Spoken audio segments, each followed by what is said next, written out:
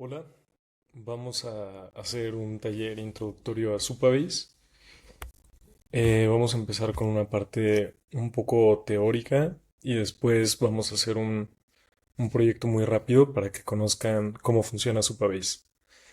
Entonces, el concepto principal del que quiero hablar es el rol de la capa persistente en las aplicaciones web. Entonces, empecemos. ¿Qué es y por qué se necesita? Bueno, em, muchos de los que están haciendo aplicaciones han escuchado el término frontend, ¿no? El frontend es como la interfaz que el usuario ve y con la cual interactúa. Entonces, por ejemplo, si tienes un botón de iniciar sesión, el botón que ves antes de iniciar sesión es el frontend. Y la capa persistente, como tal, se refiere a los mecanismos y los métodos de almacenamiento para poder guardar esta información y acceder, escribir a ella. Entonces, dependiendo del tipo de arquitectura que escojan, puede ser que utilicen una base de datos central o puede ser que utilicen modelos de datos descentralizados como blockchain. Pero bueno, esto es la capa persistente. ¿Qué tiene que ver con Postgres? Postgres es una base de datos muy popular, es de las más utilizadas para aplicaciones hoy en día. No es la más ligera, pero tiene una gran ventaja que hay muchos tipos de datos que se pueden almacenar en una tabla de Postgres. Entonces, por ejemplo, si ustedes han visto las bases de datos como Mongo, sirven para guardar otro tipo de documentos que tal vez son no relacionales. No se ven como tablas necesariamente, tal vez se ve como un JSON, un archivo que tiene varios niveles de indentación. Y Postgres es una base de datos SQL que es compatible con eso, o por ejemplo con embeddings. Si han visto cómo funcionan las aplicaciones de AI, muchas de ellas necesitan embeddings, entonces Postgres es compatible y tiene muchas otras funciones que hacen que Postgres sea una de las mejores alternativas para bases de datos. Ahora, ¿qué es Supabase?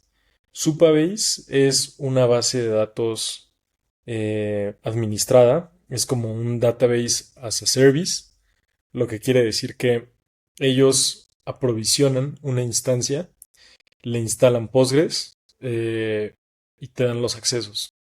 Dicho en otras palabras, para que tú no tengas que descargar el programa de Postgres y ponerlo en un servidor, conectarte a ese servidor y asegurar las conexiones con el servidor, puedes usar Supabase.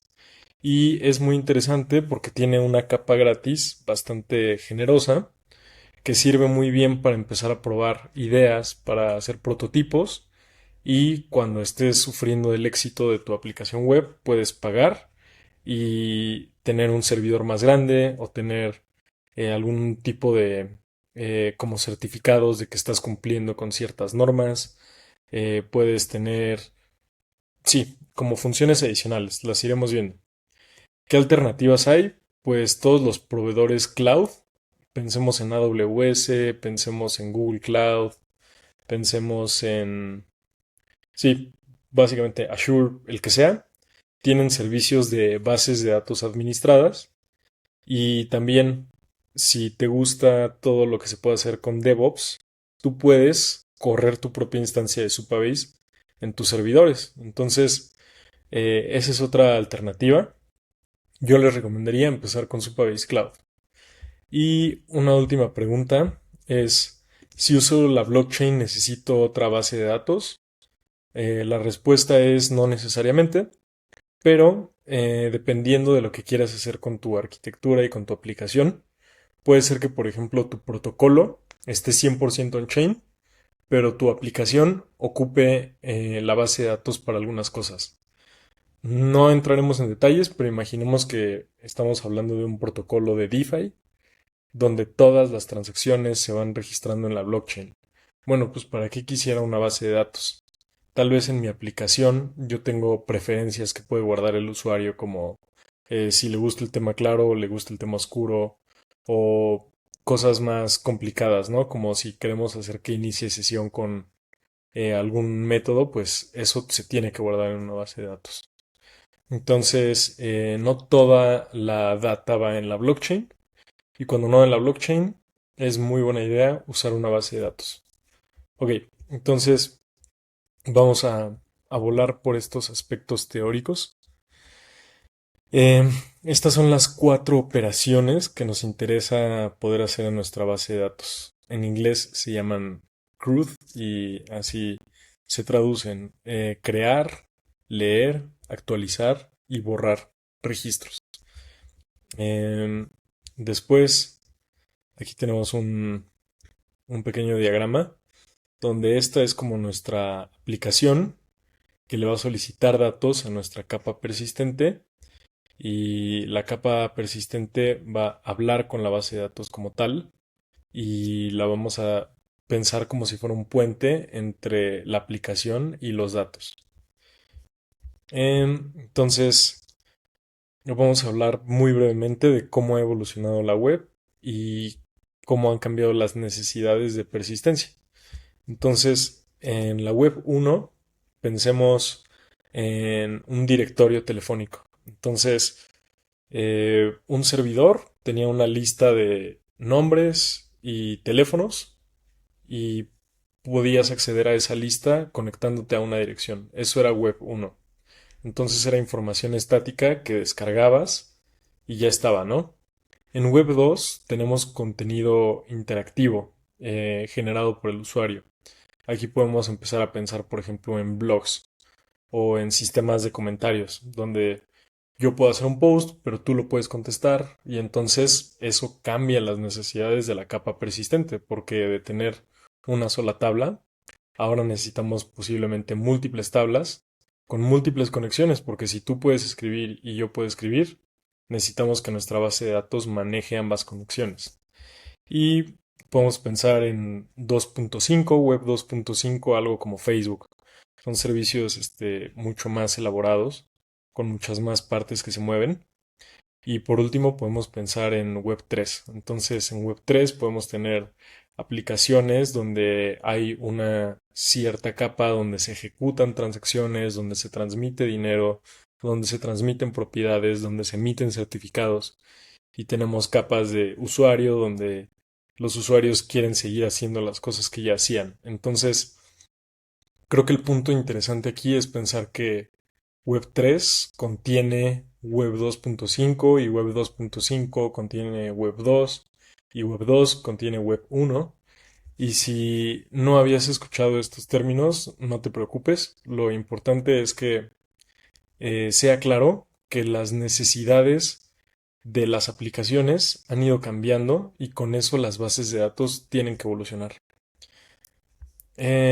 Bueno, como les adelantaba, Postgres es una base de datos muy querida porque bueno, pues tiene mucho desarrollo comunitario, tiene esto, pueden explorarlo si les interesa, pero son unos principios que hacen que las bases de datos sean buenas. Dejémoslo hasta ahí. Eh, Tiene soporte para JSONs, como les comentaba. Puedes optimizar mucho las consultas y tienes un montón de funcionalidades de búsqueda. Entonces, ahora sí, vamos a empezar con nuestra demostración de cómo se utiliza Supabase. Vamos a hacer una lista de to-dos. Mucha de la lógica va a estar abstraída. El objetivo no es hacer un deep dive, sino un demo muy rápido. Disculpen el anglicismo, pero no se trata de clavarnos en cada detalle de cómo funciona. Probablemente podamos hacer un curso de eso si les gusta. Y aquí la idea es hacer un demo y si nunca han usado Supabase, que lo usen por primera vez. Eso es lo que yo quiero lograr. Entonces, Supabase también tiene un servicio de autenticación. Hoy lo vamos a utilizar. Existen muchos servicios de autenticación. Si no les gusta Supabase, podemos encontrar cualquier otro para sustituirlo. Pero bueno, empecemos. Entonces, por aquí tengo mi workshop. Aquí está. Entonces, lo primero que necesitamos es revisar que tengan tres cuentas. Les recomiendo que las hagan en este orden y les voy a explicar por qué. Lo primero es una cuenta de GitHub. GitHub es una plataforma donde pueden subir su código e ir revisando las versiones. Entonces es un software de control de cambios en la nube y es pues una plataforma que vale la pena si quieren desarrollar aplicaciones. Entonces, ya que tengan GitHub, necesitan una cuenta de Vercel. Vercel es una plataforma de despliegue de aplicaciones. Nos va a ayudar a darle un dominio y a ver nuestra aplicación a través del Internet tal y como lo conocemos, con certificados HTTP en un dominio. Va a ser accesible para cualquier persona que tenga el link. Entonces, esto es muy fácil de usar y ya veremos. Y por último, hay que revisar si tenemos Supabase. Supabase y Vercel los dejan hacer cuenta con GitHub. Entonces, si tienen cuenta de GitHub, les recomiendo iniciar sesión con GitHub para tener todo conectado. Ok, vamos a empezar. El primer paso es ir a database.new. Yo ya tengo mi sesión iniciada. Les va a preguntar en qué organización quieren usar su proyecto.